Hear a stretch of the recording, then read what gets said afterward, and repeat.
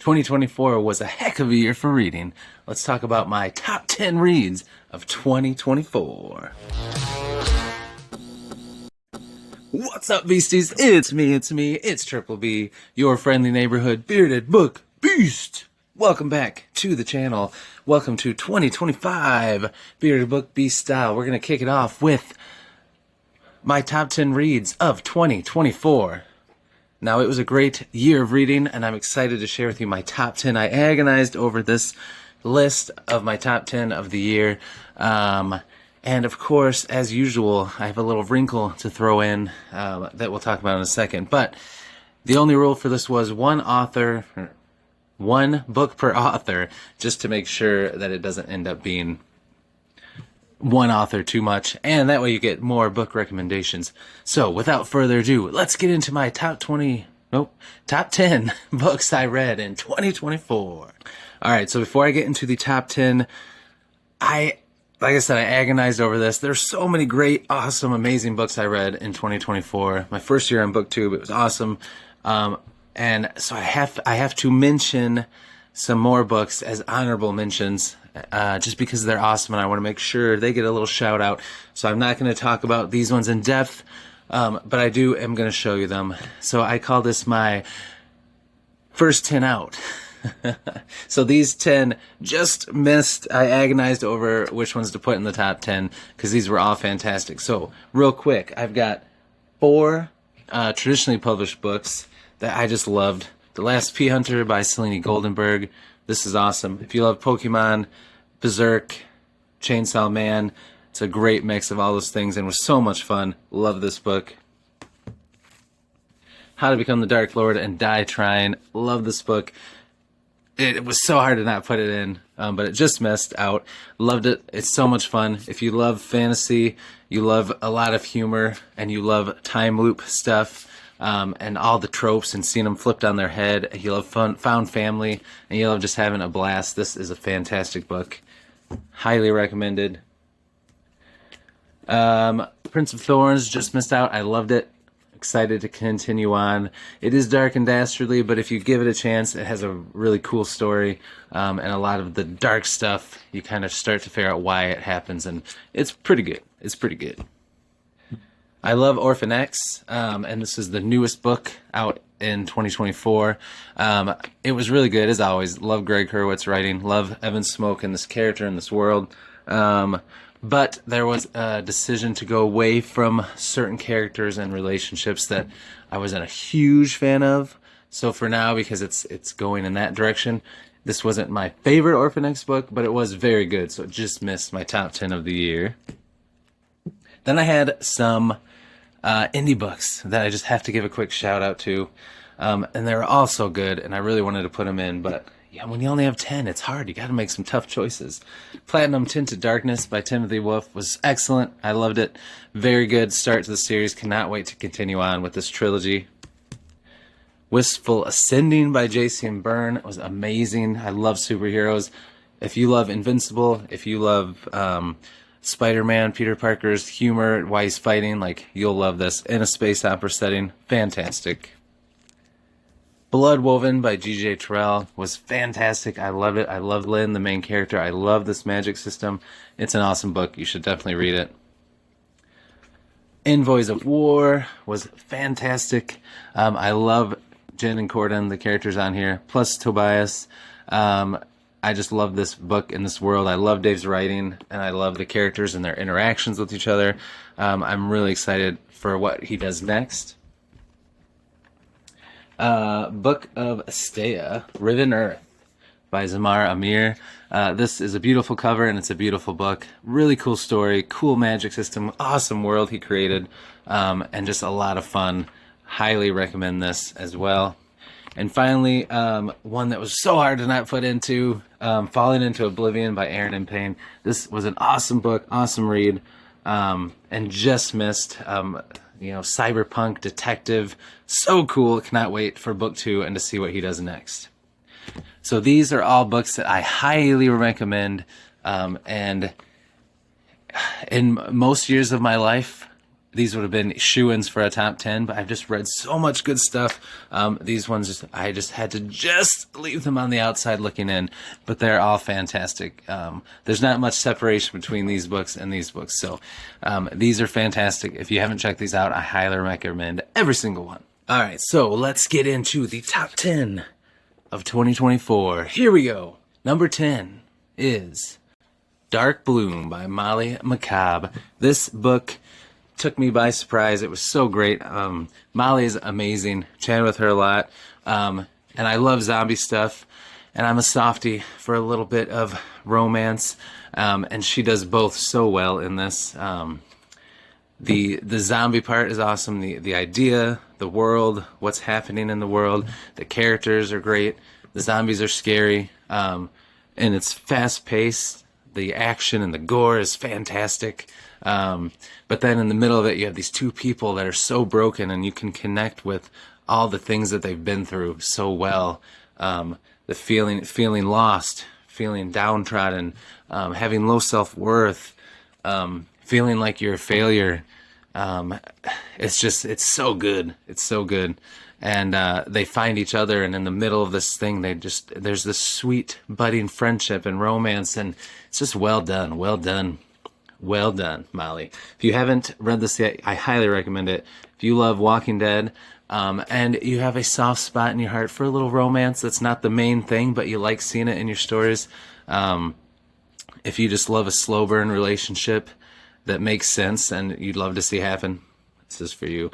But don't worry, it's got a lot of action, a lot of gore, and the focus is definitely the zombie apocalypse, and really the focus is two people individually who are trying to find themselves after being so lost and beat up by the world in this crazy new world, and then they just happen to find each other. So it's awesome. Highly recommended. Number 10. Number 9, Traitor's Blade by Sebastian D. Castell, the first book in the Greatcoats. Oh, I love the Greatcoats. I cannot wait to get back into the series. I loved Three Musketeers as a kid. Loved the movies. I had the book. It was hard to read, but I still tried to read it as a kid because I just love that world and that heroic, that time period and that setting. So this is just awesome. It's very similar, but I love it. I love it even more, I think. And it was so cool. I cannot wait to get back into the series. Love his writing. We'll definitely have to check out some of his other books too. I have all the Greatcoats books. I'm going to tear through them in 2025 because I love this. Cannot wait to get back to it. Love the characters. Love the friendship between the three of them. It's so much fun, and it's just a very cool story. Highly recommend it. Swashbuckling adventure.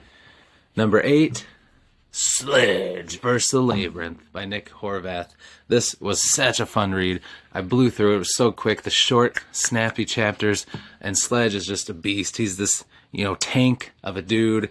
It's like a throwback to your high adrenaline, action-packed, action flick superhero guy that you just love to root for. And he's hard to stop, but there's this layer in the story too of humanity with him, and he makes mistakes. Like a lot of times in the action flicks, yeah, they're tough and they're hard to stop and stuff, but they don't make a lot of mistakes, and they do just the right thing, and they get the girl, and they're perfect. And Sledge is not perfect. He makes a lot of mistakes. He falls into traps sometimes. He gets his butt kicked sometimes, but he keeps coming back for more. He has a love interest that he's constantly putting his foot in mouth and doing dumb things and saying dumb things to push them away. Like that part, I think, added with how fun and adrenaline, fast-paced, fueled it is, makes this such a fun read that you can, like, Nick Horvath finds a way to make you relate to Sledge, even though nobody really can because he's so awesome. But he has such a human side, because he's not perfect, that it makes you root for him even more and relate to him and just love seeing him on the page and following along on his adventure. So I cannot wait to see what Nick does next. This was amazing. Highly recommended. So much fun. Number 7, Justice of Kings by Richard Swan, the first book in the Empire of the Wolf trilogy. I love this. So cool. I mean, I love Sherlock Holmes. I love kind of the like that time period of like the Salem witch trials and stuff, colonial times. Like that's what this reminds me of, but in a fantasy world. And he's kind of like it's like Sherlock Holmes and Judge Dredd mixed together, and it's really cool. And there's just this sense of dread the whole time. Oh, it was just so good. I really enjoyed it. Yeah, it's a really good read. I need to catch up on this trilogy ASAP so that I can read the sequel trilogy he's doing in February, Grave Empire, coming out. But I'm really excited. This was fantastic. Cannot wait to complete this trilogy and read his new trilogy, hopefully all in 2025. But if you like any of the things I described, Salem witch trials, colonial times, some low magic but really cool magic, detective type things, murder mystery, Sherlock Holmes, Judge Dredd. This is just, if you like feeling not at ease through a whole book, this is the one for you. It's very good. Number 6, Harbinger of Justice by Andrew Watson. This book blew me away. This was one of the first ones I read that like I hadn't heard like everybody talking about. You know, I had read Blood and Fire by Ryan Kyle because everybody was talking about that, and it was awesome. I had read some stuff, the books by Daniel Green, really enjoyed those, but I hadn't kind of taken a chance on, and I loved his YouTube channel. I love Andrew, who's awesome. So I wanted to check it out, and I was blown away. I loved it. Obviously, it's in my top 10 of the year. I have the art for the sequel that I'm reading, and it's so good. The Black Mantle. I highly recommend this. Like I've said before, and it tracks, and it's an awesome comparison because that's exactly what it is. And it is that it's like Aladdin meets Venom meets Stranger Things, baby. And that's exactly why. I'm going to tell you why. Because it's like Aladdin, because this world is very Aladdin-esque, desert world, sand. It's very much like that Agrabah feeling. And there's street thieves and street urchins. You have the rich versus the poor. So you have that dynamic. It feels very much like a world that Aladdin could exist in, but even cooler and darker. And then you have Venom because there's shadow magic in it. And the main character, Rai, has a shadow creature that is part of him. And they're always kind of bickering and warring in his head with each other. Sometimes he talks out loud to the creature that no one can see. And people look at him kind of funny, and he can use the creature's magic. Like if he jumps off a building, it'll become a bird, and he can float down safely. He can send it around corners to check out things to make sure it's safe. It can shoot out like a weapon and disarm or take out people, and it's just so much fun. I'm so excited. Book 2, The Mantle, it's diving more into that shadow creature and that dynamic, and it's so good. It's so good. This is just so awesome. And then the Stranger Things part. There's a veil or a doorway under the city and into this upside down like world, dark world full of creatures and demonic, terrible things. And that's kind of where the shadow magic comes from and some other things. And it's just so good. It's so good, guys. If you haven't checked this out, I highly recommend it. You need to. There's a prequel novella that you can get by signing up for his newsletter that is very good also to give you a taste of his writing, and this is just amazing, and book 2 is even better somehow, and yeah, it's awesome. Highly recommended. Alright, here we go. Top 5. Here we go. So, number 5 is We Are the Dead, The Last War, book 1 by Mike Shackle. So good. So good. I love First Law and Grimdark and Joe Abercrombie, and this is very close to that. It's very interesting. I've always been interested in World War II history, and this is has a very eerie, similar feel to like Jewish communities that were taken over by the Nazis during that time, and the whole concentration camp thing and making people disappear. The Gestapo and all that, except for this is in a fantasy world. You have a kingdom and a group of people that's taken over and defeated during war by this other group faction, and they defeat them by making a deal with the devil, basically using these demonic creatures and stuff. And then they take over this town, and these people are living in fear, and in darkness, and they're run by this other group, and you can only be out a certain time, otherwise these demonic things start prowling, and they take people and they disappear, and they make examples of them, and oh, it's so good. And you have these different people that are in hiding, trying to rebel and get things back, and they're trying to use ordinary people, and these ordinary people are just so downtrodden and don't want to fight back, but they find a way to push through, and it's just so good. So good. I love the characters in it, love the story, and it's excellent. Read this with the Red Company, and I cannot wait for us to continue on with the series. This is really, really good. Mike Shackle's an awesome author, awesome guy, and you should definitely check this out if you have not yet. Number 4 for me was Way of Kings. I loved Mistborn Era 1. Earlier in the year, my top 10 so far, Hero of Ages was in there. Only one author on the list, one book per author on the list. So Way of Kings now, I loved it. Loved the start to Stormlight Archive. So good. Cannot wait to get deeper into Words of Radiance. Just kind of started it a little bit, but this was really good. I love the characters. Kaladin's story and dealing with kind of his trauma from the past and his depression and stuff is so well done. It's awesome, and I love Dalinar. I love the dad Shite. It's so good, and just it's so good. It was such a great story. Cool magic system, very epic feeling, and it was just really good. Cannot wait to continue on with this and get deeper and deeper into the Cosmere, because it's special. I get why people love it so much. This was awesome. Top 3. This is it's such good stuff. Okay, number 3 is Howling Dark by Christopher Rocchio. I have a feeling Demon in White is going to take the place of this, but I loved Howling Dark. I loved Empire of Silence. It was beautifully written, a great start for our hero and stuff, but this, it just got so dark, and I loved it. I love the dark and dastardly stuff, and there was some twisted dark stuff in this that just made me like, ooh, just this feeling of dread, and a lot more action, which I loved, and just higher stakes, and it was just so good. This was amazing. I loved it, but I'm loving Demon in White, so this series just keeps getting better and better for me. Number 3 book I read in 2024. Number 2, Empire of the Damned by Jay Kristoff. I loved Empire of the Vampire, and I loved Empire of the Damned a little bit more. This is one of my favorite series. I am stoked for book 3 coming out at the end of the year. Cannot wait. I also want to read his other stuff. I have all his books now because I love it so much. Favorite new author of the year that I've read, and this is just so good. Oh, I love Gabriel De Leon. I love the character. I love the world. It's just so good. It's so good. I adore this book. Number 2 read of me for 2024. And number 1.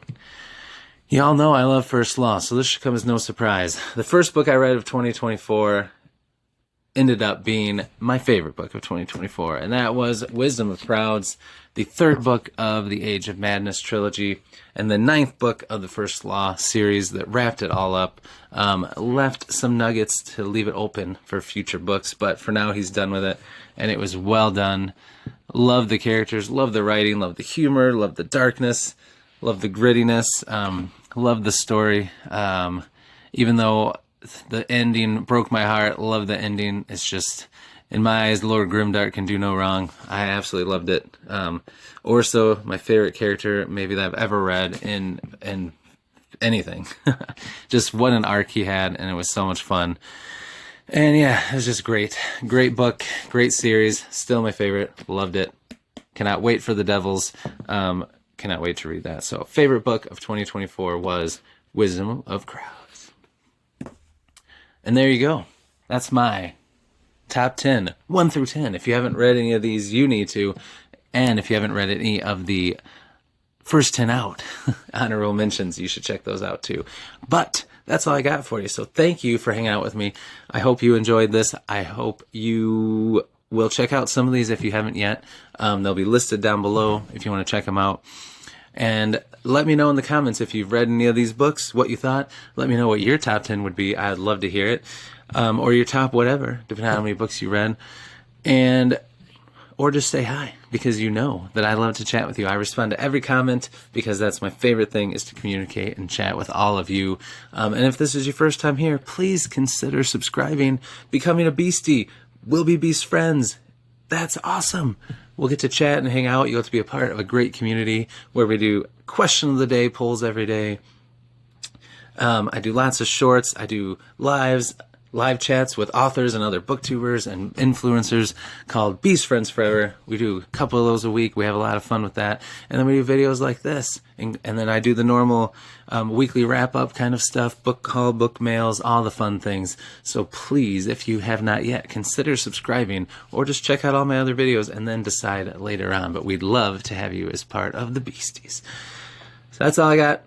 Until I see you in the next video, enjoy your day. Devour your TBRs, be brave, be beautiful to one another, and be beastly. We'll see you.